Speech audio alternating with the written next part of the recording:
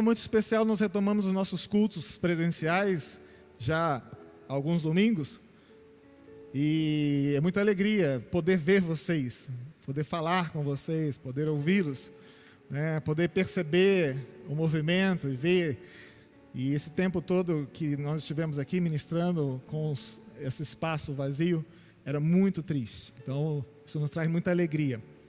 É claro que não podemos ainda nos tocarmos, às vezes a gente bate o cotovelo, bate a mãozinha, né? Dá um joinha, mas é sempre distanciamento social. Ainda os decretos dizem isso, porque ainda estamos em um alto em índice de contaminação por conta da Covid-19, então temos que tomar muito cuidado. A pandemia não acabou, irmãos, não acabou a pandemia. Às vezes nós estamos vivendo com esse sentimento, que a pandemia acabou, mas ela não acabou. Respeitamos a morte de uma pessoa como a de 150 mil pessoas, mais de 150 mil pessoas já morreram aqui em nosso país e ao redor do mundo, muito mais pessoas. Mas realmente a vida não pode parar, as coisas precisam continuar acontecendo. E os cultos estão de volta presencial, mas com todos os cuidados, distanciamento social. Mas é bom poder vê-los novamente. Então, por isso que a gente tem evitado qualquer tipo de contato físico, porque a contaminação pode acontecer. Então, a gente tem que tomar esses cuidados, sim, respeitando isso, vivendo as nossas vidas. Alguns pararam, foram para o teletrabalho, home office, outros tocaram direto, né, em situações até consideradas de risco, mas glória a Deus pela vida de vocês, né? E muitas situações aconteceram, pessoas perderam o emprego, empresas fecharam, mas que o Senhor possa continuar dando graça a cada um de nós, nos renovando e assim trazendo a direção do Senhor sobre nossas vidas. Você também, que agora está participando pelos cultos online, dando continuidade, até porque nós estamos com um número reduzido, que o Senhor também te alcance, que a graça do Senhor seja contigo e que esse tempo de ministração você também possa, junto conosco, aprender um pouco mais da palavra do Senhor. E por conta desse tempo que nós vivemos, digamos assim, foi um inverno antecipado e um pouco mais prolongado. O inverno é esse tempo de introspecção, nós vamos ter um pouquinho mais para frente. Então, de março, 16 de março até setembro agora foi o inverno, e agora nós saímos para a primavera e também para tentarmos continuar e dar continuidade às nossas vidas em vários setores da sociedade e também como igreja. E para esse momento nós então entendemos que uma palavra do Senhor para as nossas vidas seria essa, uma nova estação. E nós estamos trabalhando então essa série de mensagens que fala sobre uma nova estação, um novo tempo, um novo momento, um recomeço.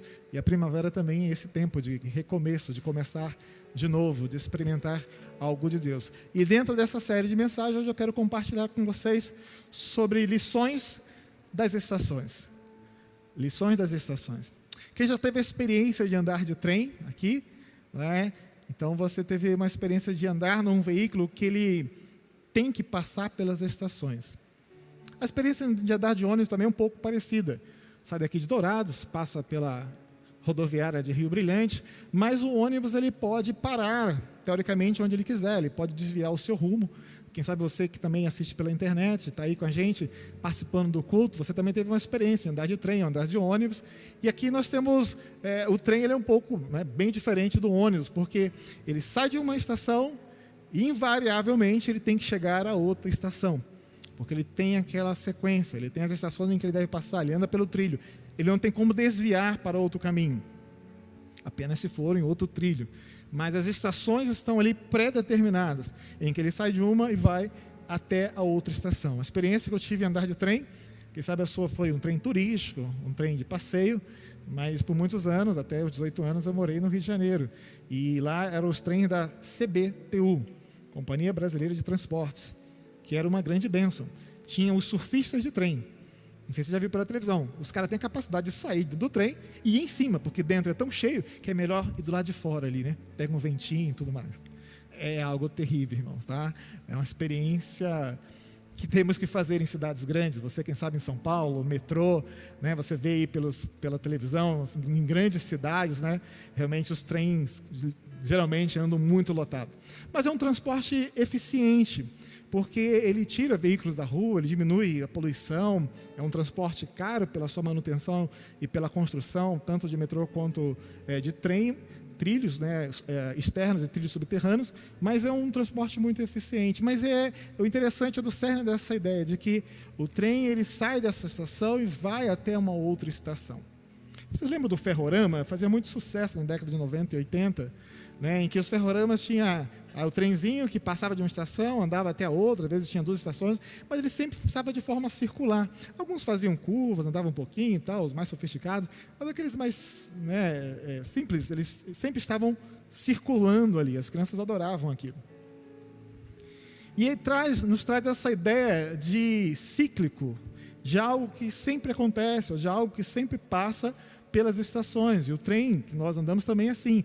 Eu morava em Campo Grande, então saía da Central do Brasil e passava em torno de 15 estações até chegar em Campo Grande. Então ele sempre passava por aquelas estações, invariavelmente. Só quando o trem avariava, quando ele quebrava.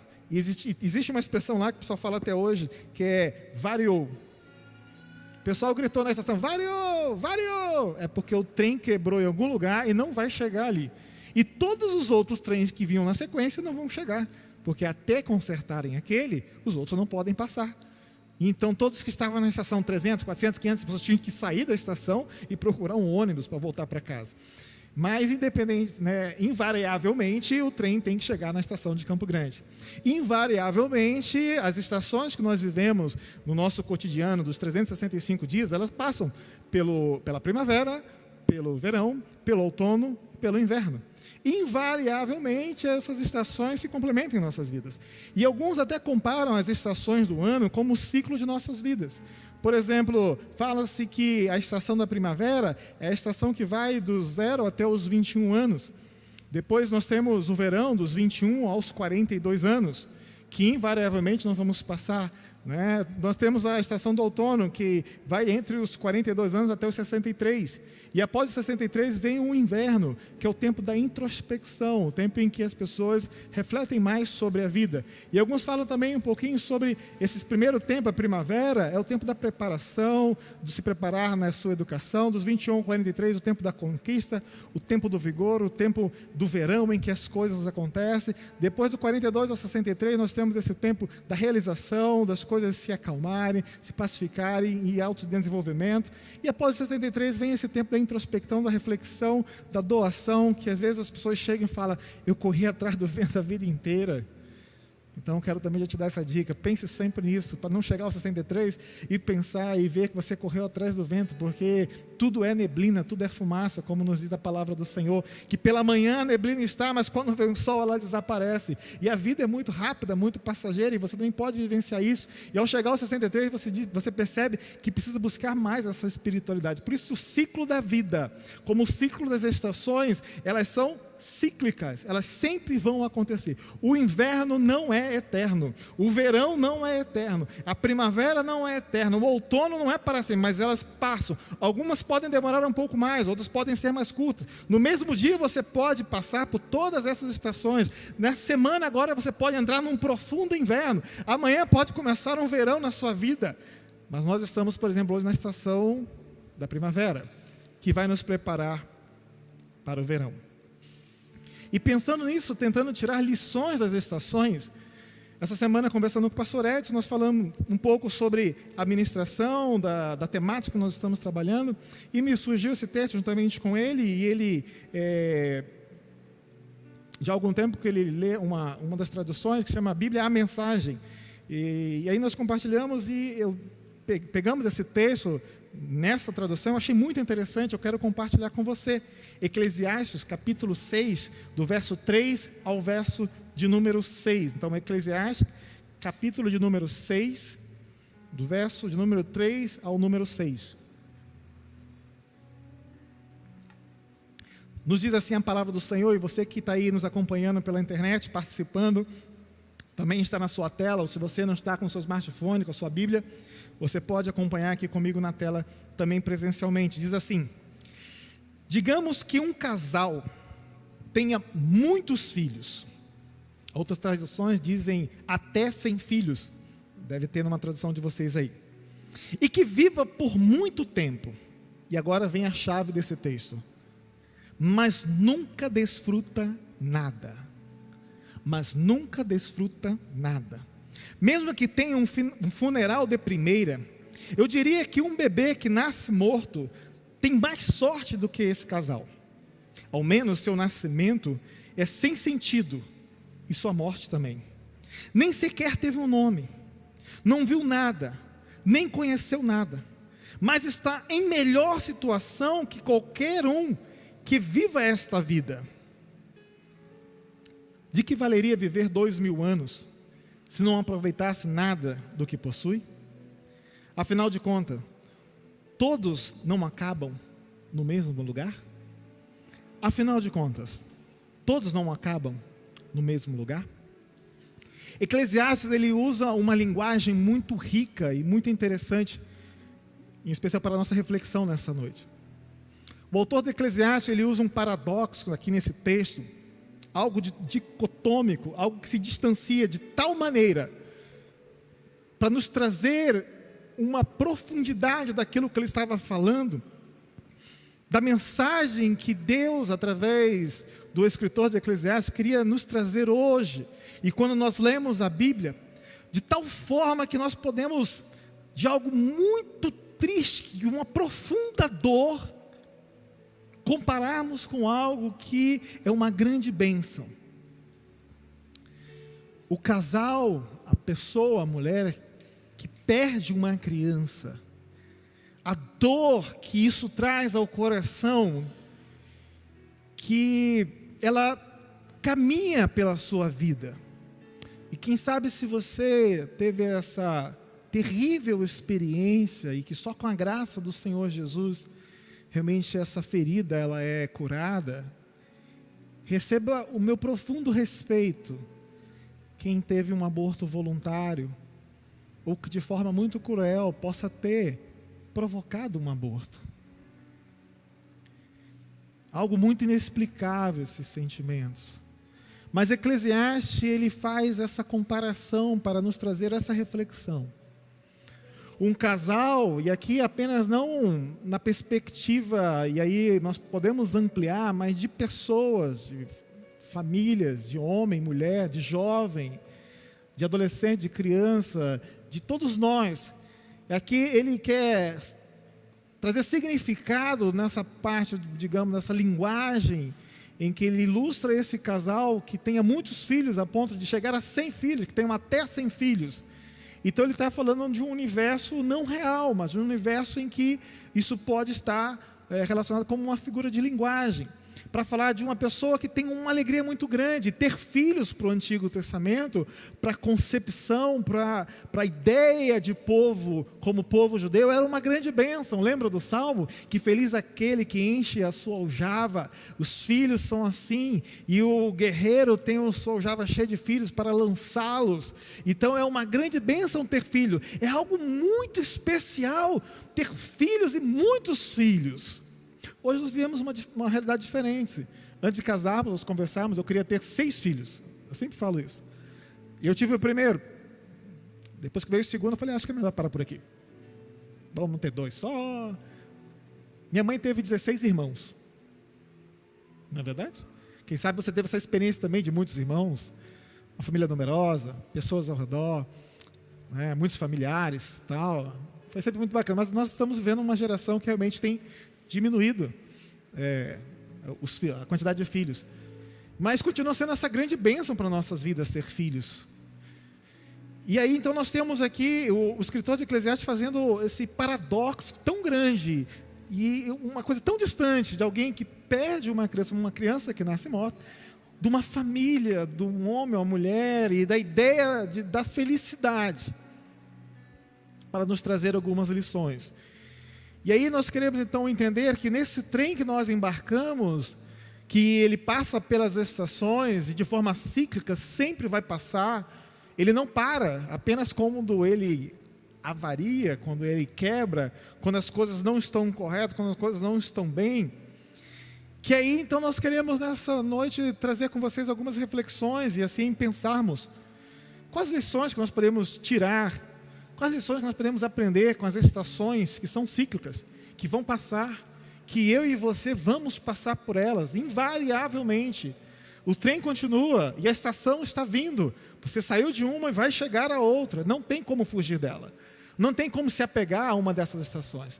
Você pode desembarcar nessa estação, mas depois você vai voltar e vai chegar à próxima estação. Às vezes você é desembarcado desse trem em tal estação em que você às vezes permanece por ela, o inverno, por algum tempo. O inverno é esse tempo de introspecção.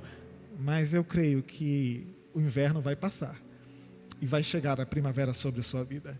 E a primavera, que é o nosso primeiro ponto, é a estação do começo, a estação do recomeço, a estação do florescer, como vimos, pode ser cronologicamente da idade do 0 até os 21 anos, mas a sua vida hoje, você pode estar vivendo essa estação. Nós estamos vivendo como natureza o tempo da primavera. Acabou o inverno, então a primavera agora, como no outono, nós vamos ver daqui a pouquinho, ela também é esse tempo de transição, de mudança, para quê? Para nos preparar para o verão. O inverno era para ser algo muito frio, né? E alguns países, alguns lugares ainda são muito bem marcados e delimitados. O nosso também agora já começou a mudar muito. As 4 estações, às vezes nós não conseguimos perceber durante o ano as 4 estações. Mas, na teoria, em alguns lugares, ainda é muito bem delimitadas as estações do ano. Então, a primavera é esse local em que os dias, às vezes, são frios pela manhã e à tarde se aquece, ou são quentes pela manhã e à noite ele esfria. E assim você vai preparando o seu corpo para sair do inverno e chegar ao verão. Mas na primavera é esse momento de começo e de recomeços.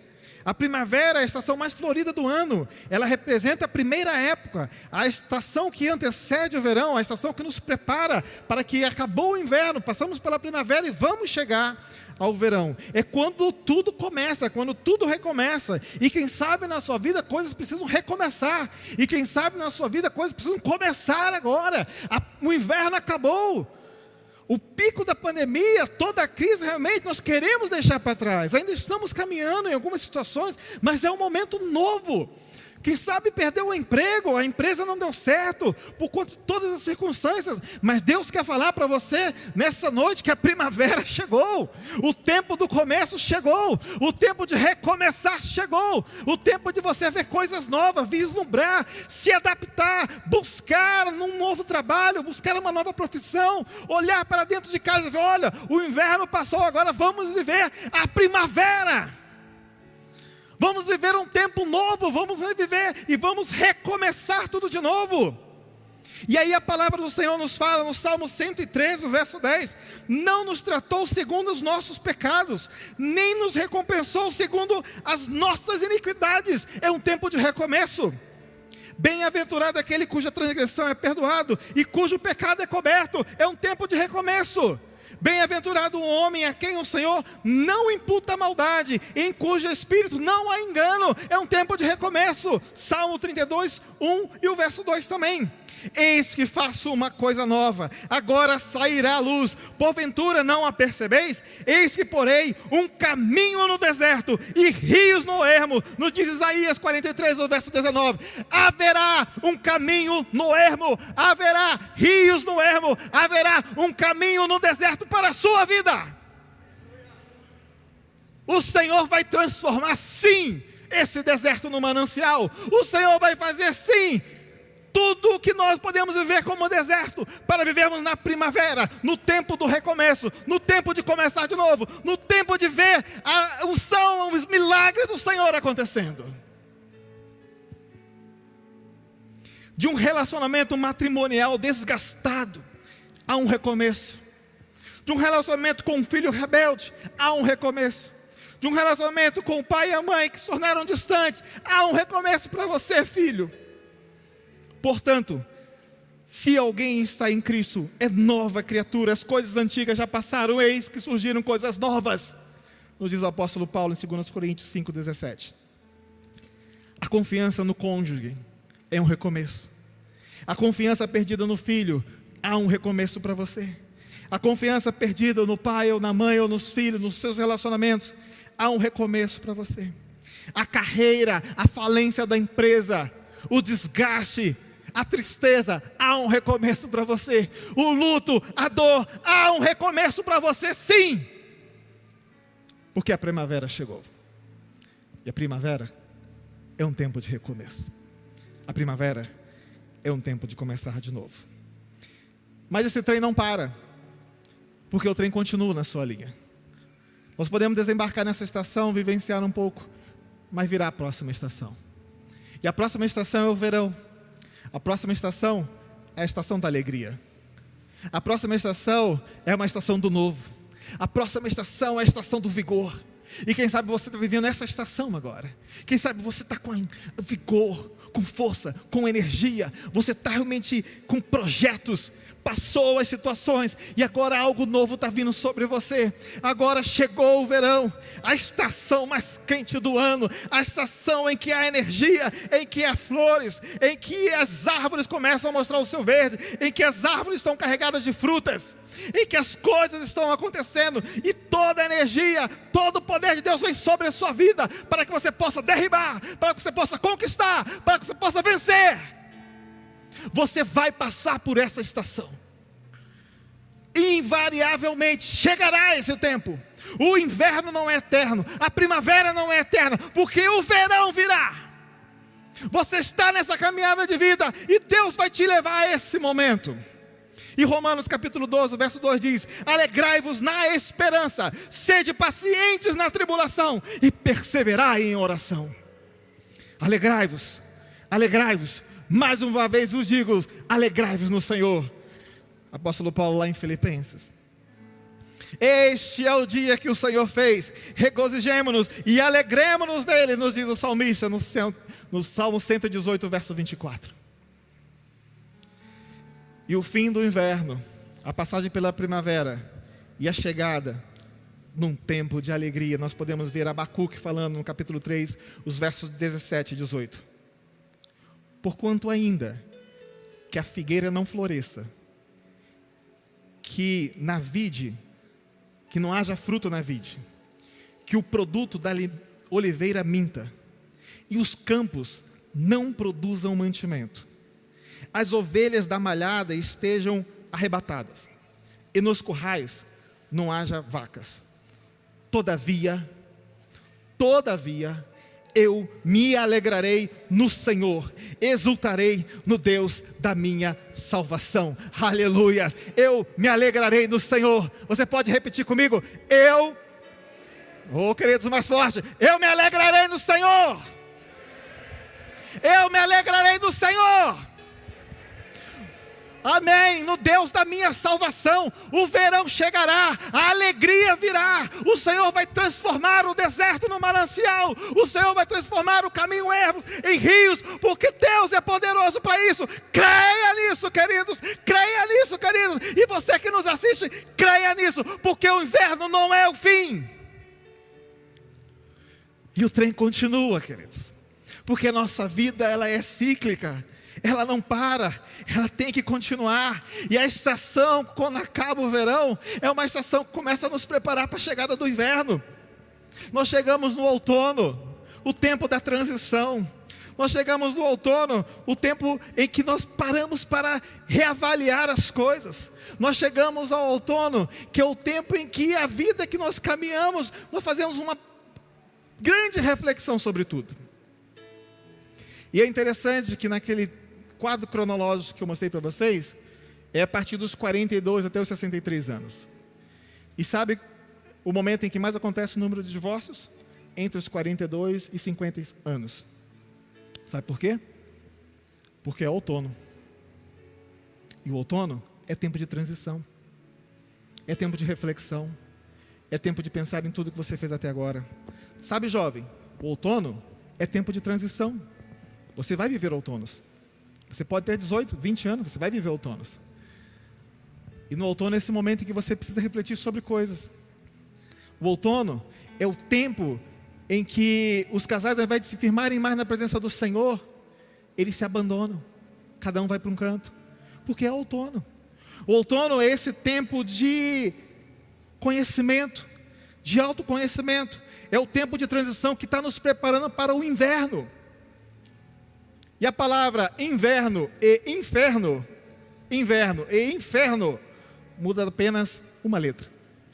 E se você não se prepara bem no outono para o inverno, você vai viver um inferno na sua vida, porque o inverno virá.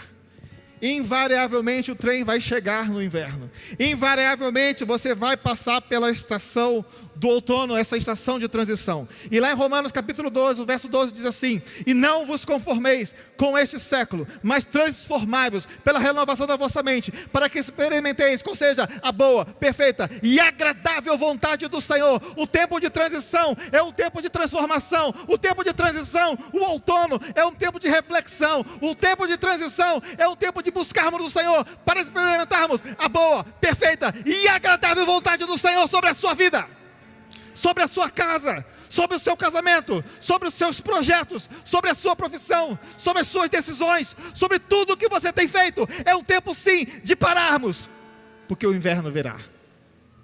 O inverno vai chegar. E a quarta e última estação desse trem, que de forma cíclica ele vai passar, é o inverno.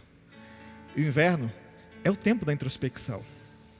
O inverno, e a palavra inverno vem do latim, que no seu original é inverno, tempos invernos, tempo hibernal, associado ao ciclo biológico de alguns animais, ao entrar em hibernação e se recolherem durante o período mais frio, mais intenso. E as crianças receberam aí uma atividade para fazer, né, crianças? Não estamos tendo as salinhas, agora teremos essa dinâmica com vocês. Está aí para você escolher qual estação que você mais gosta. Eu gostava muito do verão, férias, não é verdade? 2 meses de férias, sem aula em casa, era uma delícia. Agora com meus filhos, eu olho assim, nossa, mas que férias grandes, 2 meses, podia ser um pouquinho menor. As crianças podiam voltar logo para a escola.